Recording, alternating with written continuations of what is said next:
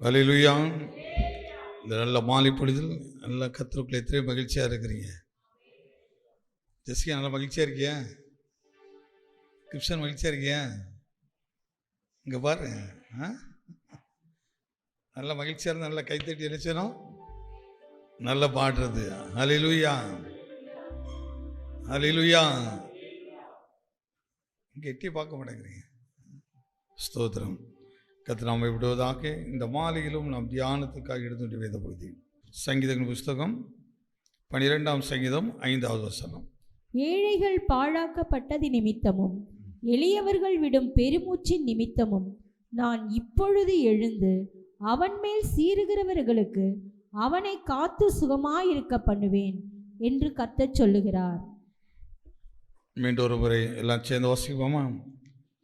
ஏழைகள் பாழாக்கப்பட்டது நிமித்தமும் எளியவர்கள் விடும் பெருமூச்சு நிமித்தமும் நான் இப்பொழுது எழுந்து அவன் மேல் சீறுகிறவர்களா அவனை காத்து சுகமாயிருக்க பண்ணுவேன் என்று கர்த்தர் சொல்லுகிறார். அடுத்த வசனம், கர்த்தருடைய சொல் மண்குகையிலே 7 தரம் உருக்கி புடமிட்ட வெள்ளிக்கொப்பான சுத்த சொற்களாய், அதாவது சுத்தமான வார்த்தைகளாக இருக்கிறது. இந்த சங்கீதத்தை ஒரு நல்ல ஒரு அற்புதமான ஒரு திட நம்பிக்கையை கொடுக்கிற, கைவிடப்பட்டவர்களை கூட நினைத்து பார்க்கிற ஒரு வார்த்தையை அதில் நாம் கவனிக்க முடிகிறது. அது சொல்கிற காரியத்தை பாருங்கள். அவன் மேல் சீறுகிறவர்களுக்கு அவனை காத்து, இப்படி எடுத்துடுங்க. எனக்கு விரோதமாய் சீறி எழும்புகிற வல்லமைகளுக்கு தேவன் என்னை காத்து, தேவன் என்னை காத்து. கர்த்தர் எனக்கு சொல்லுகிறதாவது, இந்த வார்த்தை சொல்லுகிற தேவன் எப்படிப்பட்டவர் என்று சொல்லுகிறார். அவருடைய சொற்கள் மண் குகையில் 7 தரம் உருக்கி புடமிடப்பட்ட வெள்ளிக்கொப்பான சுத்த சொற்களாக இருக்கிறது. தாவீது கடவுளுடைய வார்த்தையை, அந்த வார்த்தையினுடைய மகத்துவத்தை, அந்த வார்த்தைகள் இருக்கிற மேன்மையை எப்படி கம்பேர் பண்ணி சொல்கிறாரு? மண் குகையில் 7 தரம் புடமிடப்பட்ட வெள்ளிக்கு ஒப்பாக கடவுளுடைய வார்த்தை இருக்கிறதாம். அதாவது தேவன் ஒரு வார்த்தை சொல்வதற்கு முன்பாக அந்த வார்த்தை எவ்வளவு உறுதித்தன்மை உள்ளது, எவ்வளவு வல்லமை உள்ள ஒரு வார்த்தை. தேவனுடைய வாயிலிருந்து ஒரு வார்த்தை புறப்பட்டானால் அந்த வார்த்தையில் இருக்கிற மகத்துவம் ஒரு நாளும் குறைவதே இல்லை. அதனால் தான் நாம் ஆதியாகமத்திலிருந்து வெளிப்படுத்துகிற வரை எடுத்துக்கொண்டு பழைய ஏற்பாட்டு என்ன காரியத்தை குறித்து போதிக்கிறது, அதனுடைய ஆவிக்கிற தன்மைகள் என்ன, புதிய ஏற்பாடு நமக்கு எதை குறித்து போதிக்கிறது. அந்த வார்த்தைகள் எல்லாம் ஏதோ சாதாரண ஒரு வார்த்தை இல்லை, ஏதோ ஒரு மனுஷன் சொல்லிட்டு போகிற மாதிரி வார்த்தை இல்லை. தேவனுடைய வாயிலிருந்து புறப்படுற வார்த்தை வெள்ளி மாதிரியான ஒரு வார்த்தை. அது எப்படி புடமிட்ட வார்த்தை. அப்போ தேவன் ஒரு வார்த்தை சொல்லிட்டாருன்னா அந்த வார்த்தை வானம் கூட ஒளிஞ்சு போகும், பூமி கூட மறைஞ்சு போகும். ஆனால் கர்த்தருடைய வார்த்தை ஒரு நாள் என்ன செய்யாது, ஒளிந்து போகாது. அப்படி ஒரு கடவுள் உனக்கு குறித்து, நம்மளை குறித்து ஒரு வார்த்தை சொல்லிட்டாருன்னா அந்த வார்த்தை எது வேணாலும் மாறலாம். ஆனால் தேவன் சொன்ன வார்த்தை நமக்கு நிறைவேறு வரை அந்த வார்த்தை ஒருவனும் அழிக்க முடியாது, ஒருவனும் அந்த வார்த்தையை எதிர்த்து நிற்கவும் முடியாது. கர்த்தர் சொல்ல, இது எதற்காக இந்த வார்த்தையை எடுத்து காட்டுகிறேன்னு சொன்னால், நம்முடைய விசுவாசங்கிறது பயப்படுகிற விசுவாசம் அல்ல, அல்லது சோர்ந்து போகிற விசுவாசம் கிடையாது. நம்ம ஆராதிக்கிறதுடைய தன்மை ஏதோ பரிதாபத்துக்குரியது அல்ல. நமக்கு கர்த்தர் வார்த்தை சொல்லியிருக்கிறார். என்ன வார்த்தை சொல்கிறார்? என் முகத்தை தேடுங்கள் என்று சொன்னீரே. அவரை தேடுகிறவர்களுக்கு அவர் பதில் கொடுக்கிறவர்.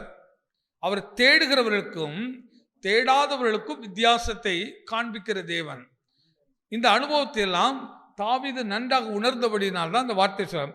அதே 12ஆம் அதிகாரத்து 1ஆம் வசனத்தை பாருங்கள். ரட்சியும் கர்த்தாவே, பக்தியுள்ளவன் அற்று போகிறான், பக்தி உள்ளவன் அற்று போகிறான், உண்மை உள்ளவர்கள் மனுபுத்திரரில் குறைந்திருக்கிறார்கள், மனுபுத்திரரிலே குறைந்திருக்கிறார்கள். அவரவர் தங்கள் தோழரோடே பொய் பேசுகிறார்கள், தங்களுடைய தோழர்களுடைய பொய்களை பேசுகிறார்கள். இச்சக உதடுகளால் இருமனதாய் பேசுகிறார்கள், இச்சகம் பேசுகிற எல்லா உதடுகளையும் பெருமைகளை பேசுகிற நாவையும் கர்த்தர் அறுத்து போடுவார். இந்த வார்த்தை கொஞ்சம் கவனித்து பாருங்க.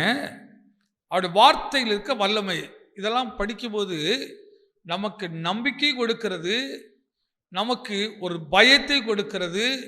இந்த வசனத்துக்கு பயந்து நடுங்க வேண்டும் என்ற உணர்வையும் இந்த வார்த்தை கொடுக்கிறது. இது ஒரு மனுஷருடைய வார்த்தை இல்லை, இது தேவனுடைய வார்த்தை என்று தாவீது சொல்லுகிறார். இது என்னுடைய வார்த்தை அல்ல, இது தேவன் எனக்கு கொடுத்த ஒரு வார்த்தை. எப்படிப்பட்ட வார்த்தை என்று சொல்கிற? ஏழைகள், பாழாக்கப்பட்டவர்கள், அப்படிப்பட்டவர்களுக்கு விரோதமாக கர்த்தர் எப்படி எழும்புவார், இதான் பெரிய நம்பிக்கை. சில நேரங்களில் நமக்கு மனுஷனோட உதவி இல்லாமல் போயிடும், யாருடைய உதவி இல்லாமல் நமக்கு போயிடும், தனிமைப்படுத்தப்பட்டதை போல இருக்கும். அதில் 2 விஷயம் இருக்குது பாருங்க. ஒன்று, நம்மை சத்துருக்களினால் நம்ம தனிமைப்படுத்தப்படுவது, இன்னொன்று தேவனே நம்மளை தனிமைப்படுத்துகிற உண்டு. 2 வித்தியாசம். தேவன் ஒரு மனுஷனை தனிமைப்படுத்துவாரானால், தேவன் ஒரு மனுஷனை கைவிடுவாரானால், அந்த மனுஷனை இன்னொரு மனுஷன் தூக்கிவிட முடியாது.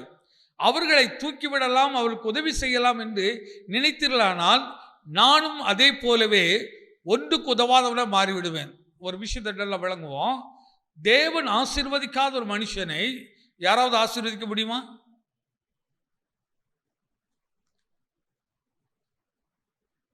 தேவன் சபிக்காத ஒரு மனுஷனை யாராவது சபித்திர முடியுமா?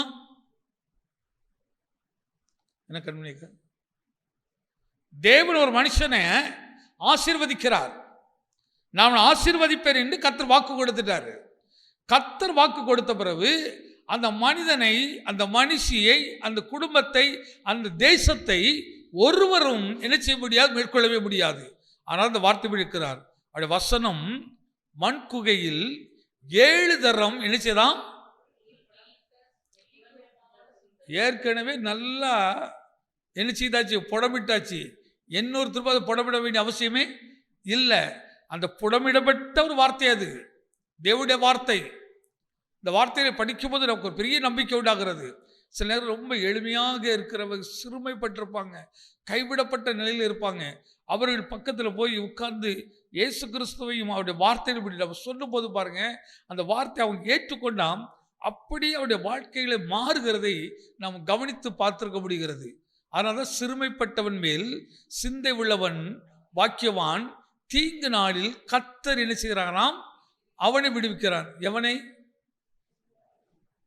சிறுமைப்பட்டவன் மேல சிந்தையா இருக்கிற பாருங்க, அவனுக்காக ஓடி இறங்கி, அவன் எவ்வளவு சிறுமையில் இருக்கிறானோ அவ்வளவு கீழாக இறங்கி போய் அவனுக்காக ஊழியம் செய்கிறான் பாருங்க.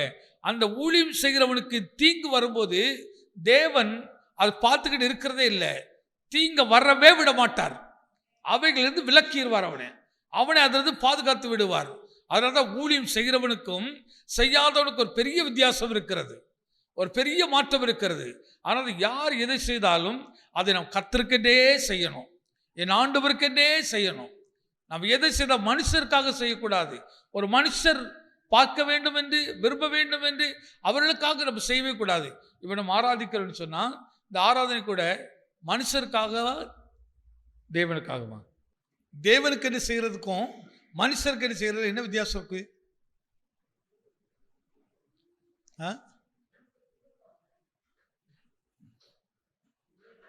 கரெக்டாக தான் சொல்லிக்கிட்டு சார். மனுஷர் என்னை பார்த்து புகழ வேண்டும் என்று செய்கிற காரியம். இப்போ நம்ம ஒரு காரியத்தை, இப்போ நம்ம குழந்தைக்கு வசனம் எல்லாம் ப்ரிப்பேர் பண்ணி கொடுத்து மைக்கு முன்னாடி சொல்ல வைப்போம். சொல்லுன்னா அழகாக நல்லா சொல்லிச்சுன்னா உடனே என்ன செய்வோம்? கைத்தட்டி என்ன செய்வோம்? பார்த்தீங்களா, என் பிள்ளை அழகாக சொல்லிச்சுது, அருமையாக சொல்ல எப்படி ப்ரிப்பேர் பண்ணோம் பார்த்தீங்கன்னா, சண்டே கிளாஸ் டீச்சர் கூட அப்படி நினைப்பாங்க, இப்படி எல்லாம் நம்ம ஊழியக்காரர் கூட அப்படி நினைப்போம். இது மனுஷர் நம்மை புகழ வேண்டும் என்று செய்கிற ஒரு காரியம். ஆனால் என்றைக்கும் பாருங்க, தேவனுடைய பிள்ளைங்களுக்கு மனுஷர் புகழ வேண்டும் என்று ஒரு நாளும் எதை செய்திடாதீங்க. நான் செய்கிறது கடவுளுக்கு பிரியமா, நான் பேசுறது கர்த்தருக்கு பிரியமா, எதை செய்தாலும் அதை நான் கர்த்தருக்கே செய்கிறது. நீங்க ஒரு ஊழியத்தை செய்யும் போது சிறுமைப்பட்டவர்களுக்கு இடத்தை தேடி போய் செய்கிறது. என் வாலிப நாட்களில் அப்படிப்பட்ட இடத்துல அந்த ஊழியம் செய்திருக்கிறேன். அதனால தைரியமா அந்த காரியம் சொல்லுகிறேன். ரொம்ப சிறுமைப்பட்டவர்கள், மிகுந்த பாவத்தை தண்ணீராக குடிக்கிறவர்கள் மத்தியில் போய் செய்திருக்கிறேன். அதாவது இந்த உலகம் இவர்கள் விபச்சாரிகள், வேசிகள் என்று சொல்லப்படுகிற இடத்திலே கூட போய் ஊழியம் செய்திருக்கிறோம். இன்றைக்கு நினைத்து பார்க்கிறேன், சும்மா கர்த்தர் நம்மளைய கனப்படுத்தல, நாம் கர்த்தருக்குன்னு ஊழியம் செய்ததினால், அதை கர்த்தருக்குன்னே செய்ததினால், அங்கே போய் செய்கிறதுனால நமக்கு எந்த ஒரு மேன்மை கிடைக்க போறதில்லை, எந்த ஒரு காரியம் கிடைக்கல. எனக்கு அழைச்சவருடைய வார்த்தை புடமிடப்பட்ட வார்த்தை, என்னை அழைச்சவருடைய வார்த்தை அவர் எனக்கு சொல்லியிருக்கிறாரு. என்ன சொல்லிக்கு தெரியுமா? உன் ஊழிய உன்னை அழைச்சவர் நாரு, நீ இதை பேசிக்கிட்டே இரு, ஆத்துமாக்கள் இப்படி வருவார்கள், எப்படி அவர் ஆசீர்வதிக்கப்படுவார்கள், எப்படி விடுதலை அடைவார்கள் என்று தேவன் எனக்கு காட்டியிருக்கிறாரு, சொல்லியிருக்கிறாரு. சொன்னதை கர்த்தர் செய்வார். அதனால் அவர் மனுஷனோடு பிரியப்படுத்துகிற ஊழியத்தை செய்கிறதில்லை, தேவனுக்கு பிரியமான ஊழியம் செய்கிறது. ஒரு திரும்பி பார்க்கும்போது எத்தனையோ பேர்கள் இப்படி பாழாக்கப்பட்ட குடும்பங்கள் தழைத்திருக்கிறது, செழித்திருக்கிறது. இன்னைக்கு அதை நினைத்து பார்க்கும்போது, ஆண்டவரே ஒன்றுக்கும் பிரயோஜனம் இல்லாத என்னை கொண்டு இத்தனை குடும்பத்தை உருவாக்கி இருக்கிறீரே, என் ஆத்துமாவே கர்த்தரை ஸ்தோத்திரம், இன்னைக்கும் நன்றி சொல்ல முடியும், இன்றைக்கும் நன்றி சொல்ல முடியும்.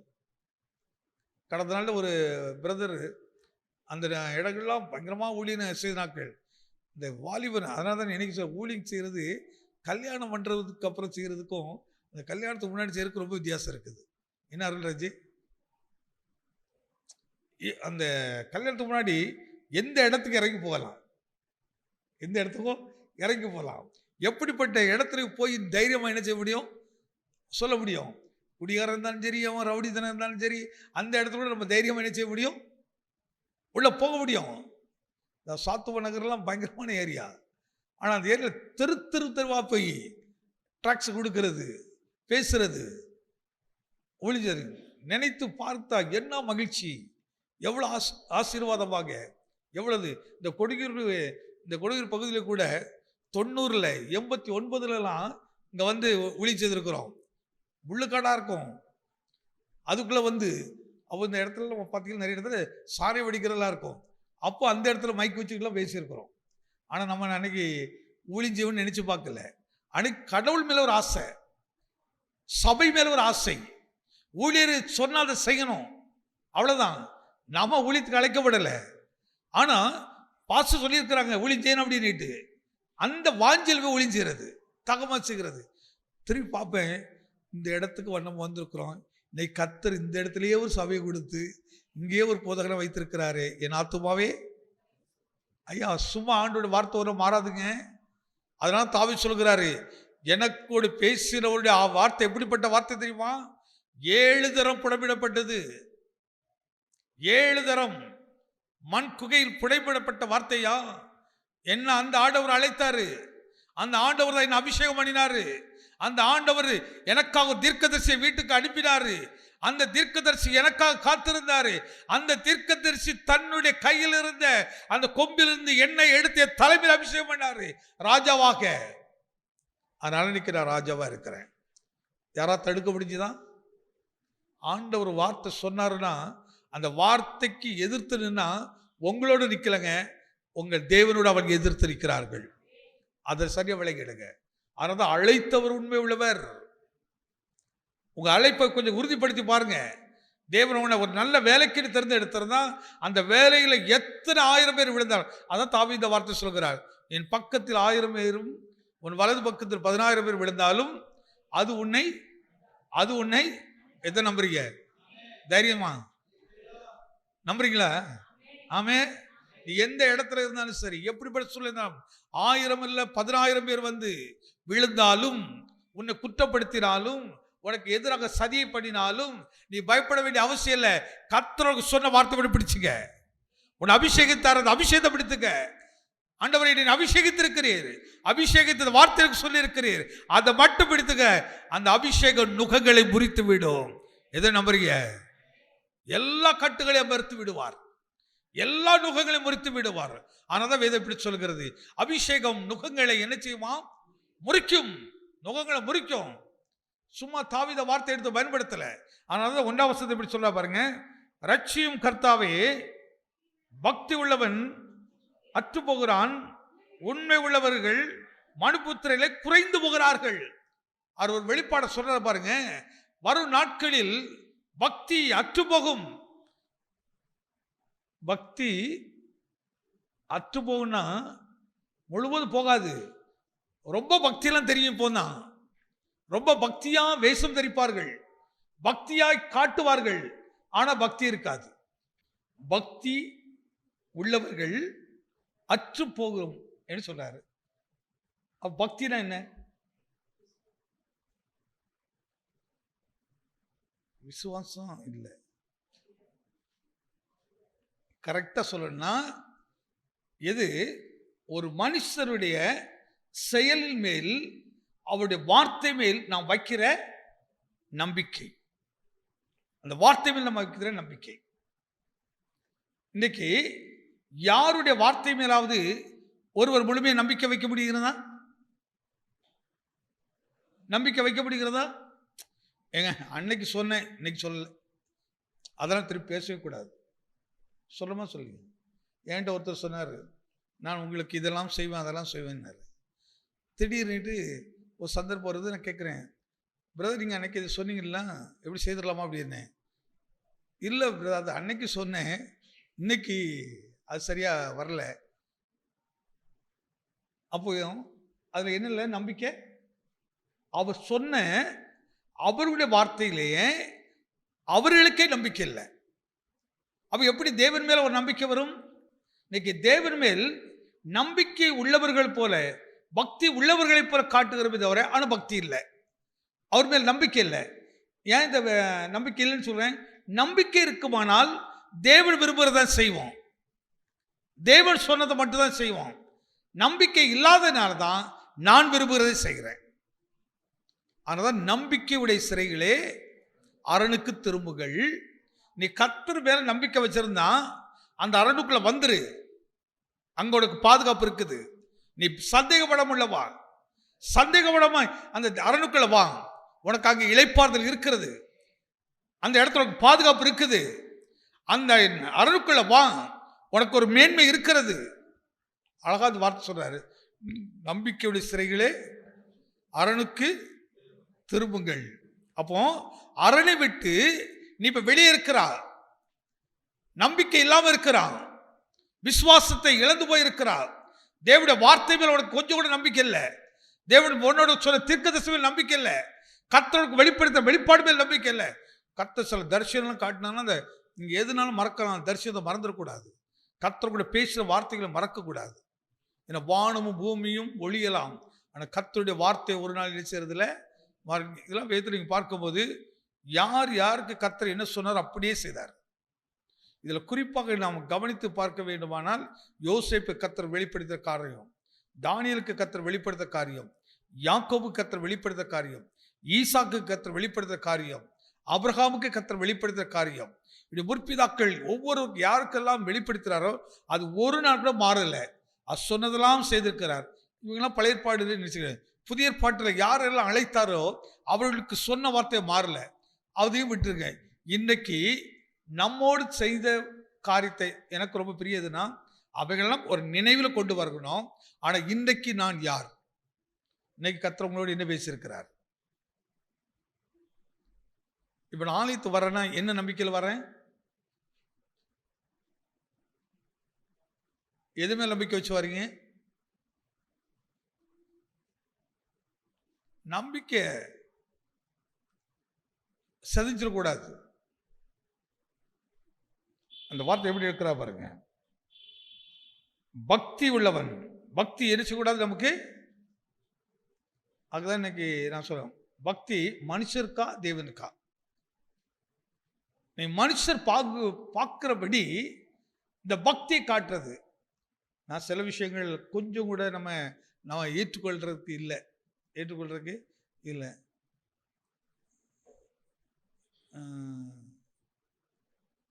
கிறிஸ்தவத்தின் ஊழியத்தை கூட நிறைய காரியங்களை நம்ம நம்புவதற்கு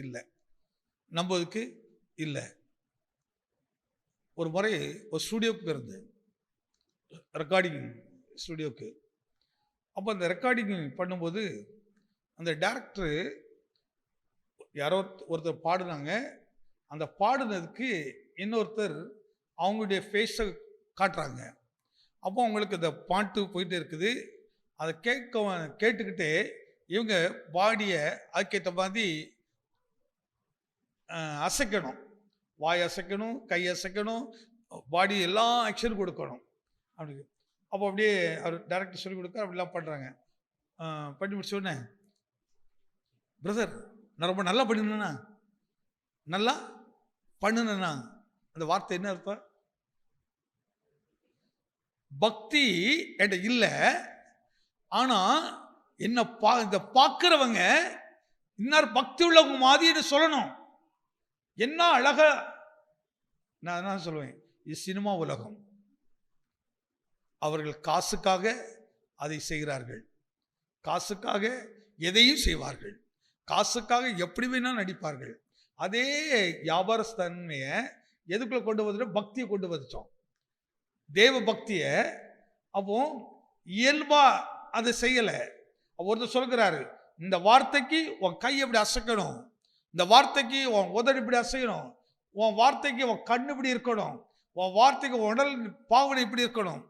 இப்போ ஒருத்தர் பின்னாடி சொல்லிக் கொடுக்கிறாரு, அப்படியே நிற்கிறார். இது உலகத்தின் பக்தி, தேவனுக்காகனது அல்ல. தேவனுக்குரியது யதார்த்தமான ஒரு விஷயம். அவன் வாழ்க்கையே பக்தியா இருக்கும், அவன் நடையே பக்தியா இருக்கும், அவன் பேச்சு பக்தியா இருக்கும், அவன் செயல் பக்தியா இருக்கும், எல்லாமே பக்தியா இருக்கும். அதனாலதான் சொல்கிறார், பக்தி என்ன செய்யுமா? அற்று போகும். அந்த வார்த்தை படிங்க. கர்த்தாவே, பக்தி உள்ளவன் அற்று போகிறான். பக்தி என்ன சொல்றா பாருங்க, ரட்சியும். ஆண்டவரே இந்த உலகத்தை ரட்சியும், ஆண்டவரே இந்த ஊழியத்தை ரட்சியும். பக்தி உள்ளவன் என்ன செய்துட்டான்? அற்று போகிறான். உண்மை உள்ளவர்கள் மனுபுத்திரரில் குறைந்திருக்கிறார்கள். மனுபுத்திரரில் குறைந்து. இந்த எச்சரிப்பு எப்படி இருக்கு பாருங்க. அப்போ உண்மை உள்ளவர்கள் குறைகிற காலத்துல உண்மை உள்ள பக்தி உள்ளவர்கள் எப்படி இருப்பார்கள்?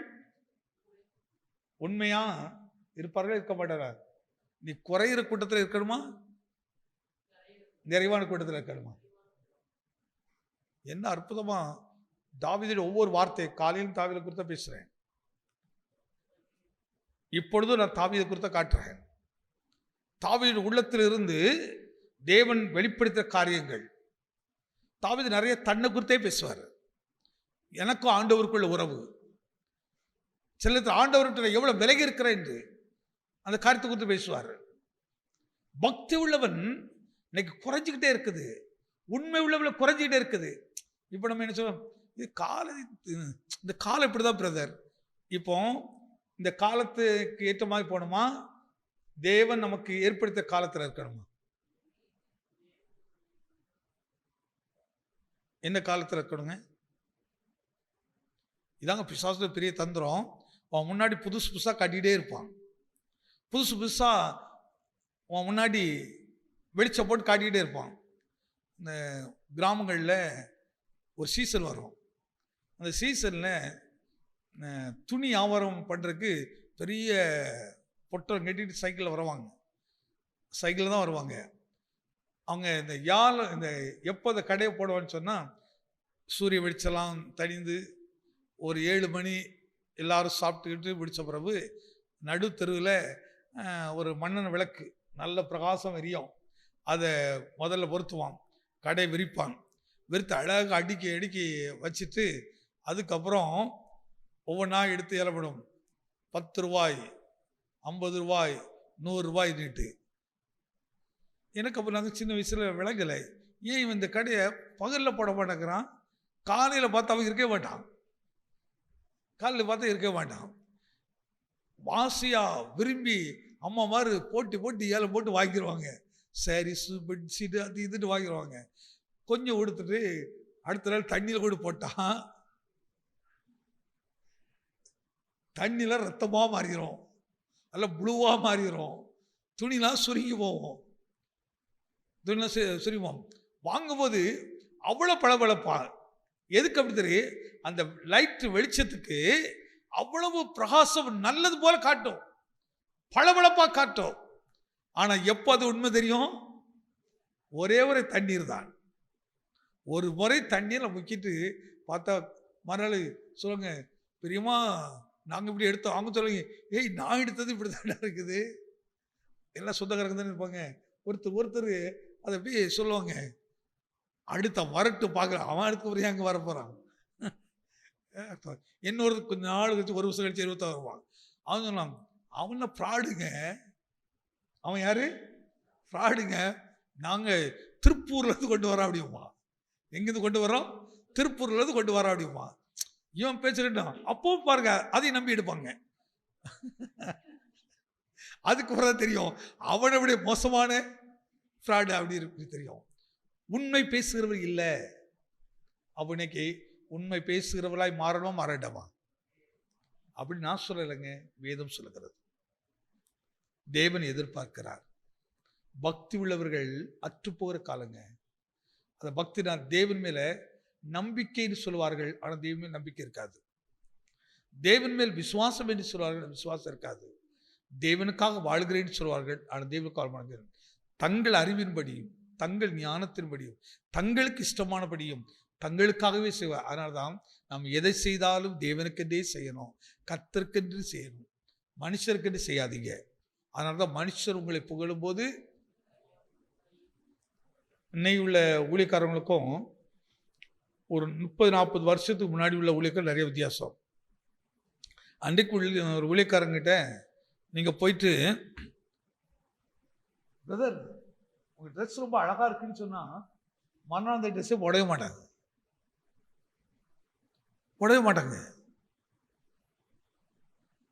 கேள்விப்பட்டிருக்கீங்களா?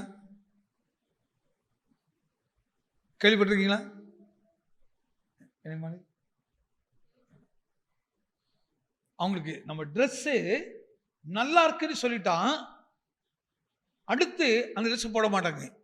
அதுக்கு என்ன இப்போ சொன்னேன், இந்த ட்ரெஸ்ஸு ஒருத்தருக்கு என்ன செய்ததாக இருக்கக்கூடாது, இடரலாக இருக்கக்கூடாது. இடர்கள் வருகிறது அவசியம். எவன் நிமித்தம் வருகிறதோ அவனுக்கு ஐயோ. அவ்வளவு தேவனுக்கு பயந்து ஊழியம் செய்தார்கள், அவ்வளவு உண்மையாக ஊழியம் செய்தார்கள். இன்னைக்கு உண்மை உள்ளவர்களை தேட வேண்டியது இருக்குது, உண்மை பேசுற தேட வேண்டியது இருக்குது. அவ்வளவு அருமையாங்க. ஒரு முறை ஒரு தேவ மனுஷன் சொன்னார், ஏன் நல்ல அருமையான ஒரு ஊழியக்காரர், அவர் ட்ரெஸ்ஸை பார்த்தீங்கன்னா அயன் பண்ணியிருக்கவே செய்யாது. இன்னைக்கு அயன் பண்ணாதுமே யாராவது ட்ரெஸ் போடுவீங்களே, ஸ்கூலுக்கு போகணுன்னா அயன் பண்ணி அப்படிதானே போடுவோம். என்ன ட்ரெஸ்ஸு அயன் பண்ணாமல் போடவே மாட்டோம். பிரதர்லாம் கேட்க வேண்டாம், அயன் பண்ணாமல் போடவே மாட்டோம்.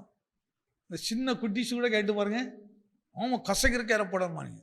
ஆனால் ஒரு அருமையான தேவ மனுஷன் புல்பிட்டில் நின்று பேசுவார், அப்படி ஷர்ட்லாம் கசங்கி போயிருக்கும். அப்போ ஒரு முறை இதெல்லாம் நான் நேரடியாக கேட்டதாக சொல்கிறேன். அப்போ எதற்காக நீங்கள் ட்ரெஸ்ஸிங்க அயன் பண்ணி போட மாட்டேங்கிறீங்க, அப்போ நல்லா இருக்கும்ல அப்படி கேட்டால், அப்போது அவர் சொன்னார், ஒரு நாள் என் வாலிப வயசில் ஒரு வாலிப பொண்ணு வந்து என்கிட்ட கேட்டான், உங்கள் ட்ரெஸ்ஸு ரொம்ப அழகாக அயன் பண்ணி போடுறது ரொம்ப நல்லா இருக்குது அப்படி சொன்னான். அன்னையில் இருந்து நான் என்ன செய்கிறதே இல்லை, நான் இது எதுக்கு உண்மைக்கு காட்டுறேன், தேவனுக்கு பயப்படுற பயத்தை காட்டுறேன். அப்போ எந்த அளவுக்கு தங்களை கரைப்பட்டு விடக்கூடாதுன்னு தெளிவாக இருந்தார்கள். அதில் அவ்வளவு உண்மை உள்ளவராய் இன்றைக்கு உயிரோடு இருக்கிறார்கள். மறிக்கலவங்களாம் இன்றைக்கு ஊழி செய்து கொண்டு தான் இருக்கிறார்கள். அன்றைக்கு சொன்னதை இன்றைக்கும் சில நேரங்கள் பார்க்குறேன், அதே அயன் பண்ணாத ட்ரெஸ் தான். அவங்க என்ன சொல்கிறேன், என்ன ட்ரெஸ்ஸை யாரும் பார்க்கக்கூடாது, எனக்குள்ளது வார்த்தையை பார்க்கணும், வார்த்தையை தான் கேட்கணும், நான் இடரெல்லாம் முன்னாடி நிற்கக்கூடாது. ஆனால் தான் சில நேரத்தில் இப்போ பாருங்கள், மைக்கு முன்னாடி கேமரா முன்னாடி நின்றுட்டு உதட்டில் சாயம் ஊசி இங்கே பெருசாக தொங்க விட்டுக்கிட்டு யாரை காட்டுறதுக்கு? உங்களது யாரை பார்க்க முடியும்? என்னிலது யாரை பார்க்க முடியும்? தேவனை பார்க்க முடியுமா? ஐயா, தேவ வார்த்தைய உங்க சரீரத்தையா, உங்க ஆடம்பரத்தையா? உண்மை இல்லை, பக்தி இல்லை. பக்தி உள்ளவர்கள் அற்று போனார்கள். சொல்லும்போது சிலருக்கு வருத்தம்லாம் இருக்கும். அது வருத்தப்படுறதுனால நம்ம வருத்தப்பட வேண்டிய அவசியம் இல்லை. நம்ம கரெக்டாக சொன்னால் ரொம்ப சந்தோஷப்படுக்கலாம். ஒருத்தர் வருத்தப்படுறாங்கன்னா ரொம்ப மகிழ்ச்சியாக இருக்கணும். ஒருத்தர் திட்டுறான்னா இன்னும் கொஞ்சம் மகிழ்ச்சியாக இருக்கணும். இன்னும் கொஞ்சம் மகிழ்ச்சியாக இருக்கான். பரவாயில்ல, அவனுக்குள்ள ஒரு உணர்வாது வருது. உணர்வு வருது. நல்லா கவனித்து பாருங்க. தேவனுடைய ஊழியத்தை செய்யும் போது என்னால யாராவது இடரல் அடைந்து விடக்கூடாது என்பதற்காக, இடரல் அடைந்து விடக்கூடாது என்பதற்காக அவ்வளவு கவனத்தை செலுத்தினார்கள். தங்கள் சரீரத்தை குறித்து, தங்கள் உடைகளை குறித்து, தங்கள் செயலை குறித்து. ஆனால் அதே கிறிஸ்தவன் தான், அதே ஊழியம்தான் இப்போ சில ஆண்டுகளுக்காக எப்படி வாழ்கிறது? தேவனுக்காக அல்ல, தங்களுக்காக, தங்களை மனுஷர் புகழ வேண்டும் என்பதற்காக. நீங்கள் இந்த ஸ்டுடியோவிலலாம் ரெக்கார்டிங் எல்லாம் பார்த்தீங்கன்னா அப்போதான் உங்களுக்கு சில உண்மையை தெரியுமா தேடுங்க தெரியும். இந்த பாட்டு ரெக்கார்டிங் பண்ணுற இடம், இந்த இடத்துக்குலாம் போய் பாருங்க, தெரியும் பாருங்க. அதை நீங்கள் பார்த்தீங்கன்னா டிவியில் பாட்டே கேட்க மாட்டீங்க, அதெல்லாம் பாட்டு கேட்க மாட்டீங்க. உங்களுக்கு அது அவமானமாக தெரியும், அவமானமாக தெரியும். பாடலுங்க தேவ சாமத்திற்கு அப்படி கொடுக்கும்போது அப்படியே பாடுறதாங்க பாடல், அப்படியே பாடுறது. மனுஷருக்காக யாருக்காக சொல்றாரு பாருங்க. உண்மை, அந்த வார்த்தை ரொம்ப நல்லா இருக்கு பாருங்க. ரட்சியும் கர்த்தாவே. பக்தியுள்ளவன் அற்று போகிறான். யார் அற்று போறாங்க? இப்போ நம்ம சபை பார்த்து கர்த்தர் விழா போதிக்கிறாருன்னா, நம்ம சபையை கர்த்தர் உலகத்துக்கு வெளிச்சமா காட்ட நினைக்கிறாரு. புகழ்ச்சியா காட்ட நினைக்கல, வெளிச்சமா காட்ட விரும்புறாரு. நீ பார், என் ஜனங்கள், என் பிள்ளைகள் எப்படி இருக்கிறார்கள், எவ்வளவு கஷ்டத்திலையும் எவ்வளவு துன்பத்திலும் கூட அவர்கள் உண்மை உள்ளவர்களாக இருக்கிறார்கள். அவர் சத்தியத்தின்படி நடக்கிறார்கள் ஐயா, உண்மையே பேசுகிறார்கள். இத சாட்சிய தேவன் சொல்லும்போது நமக்கு எவ்வளவு சந்தோஷமா இருக்கும். எதை நம்புறீங்க? கரங்களை தட்டி இவ்விதமான ஒரு வளர்ச்சியை, இவ்விதமான ஒரு எழுப்புதலை தேவன் நம்மிடத்திலிருந்து எதிர்பார்க்கிறார். சபையில இதை எதிர்பார்க்கிறார். என் பிள்ளைகள் உண்மை உள்ள பக்தி உள்ளவர்களா இருக்கணும், பக்தி அற்றவளா இருக்கக்கூடாது, பக்தியை நாடகமா நடிக்க கூடாது, பக்தியை வேஷமா போடக்கூடாது.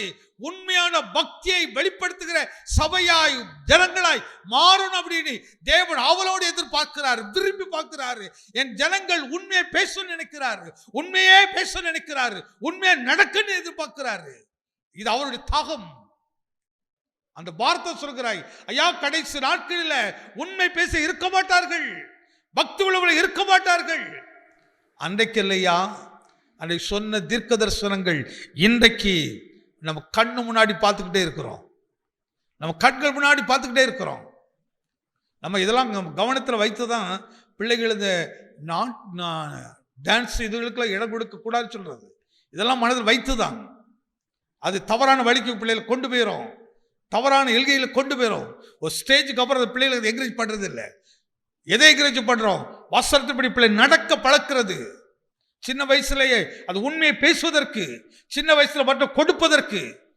இப்போ பாருங்க, நம்ம கிப்சன் இருந்தா ஒரு பொருளை வாங்கணும்னா பெரிய கஷ்டம். என்ன கிப்சனு? ஆனால் இப்போ நம்ம இப்போவே அந்த பாரத்தை எடுக்கணும். இப்போ அது குழந்தை, அது தெரியாது. ஆனால் இப்பொழுது இருந்தே அவனுக்கு கரிசனையாக, ஏமா அவன்கிட்ட ஒன்று இருந்துச்சுன்னா யாரா கேட்டா என்ன சொல்லணும்? கொடுக்கணும், கொடுக்கணும், கொடுக்கணும், கொடுக்கணும் கற்றுக் கொடுக்கிறது தவிர வாங்கணும் வாங்கணும் வாங்கணும் கற்றுக் கொடுத்துடக்கூடாது. வாங்குறது பாக்கியமா, கொடுக்கறது பாக்கியமா? என்ன ஜெசிகா, கொடுக்கலாம் மாமா? அது கொடுக்குறியா? ஐயா கொடுத்துரு, கொடுமா.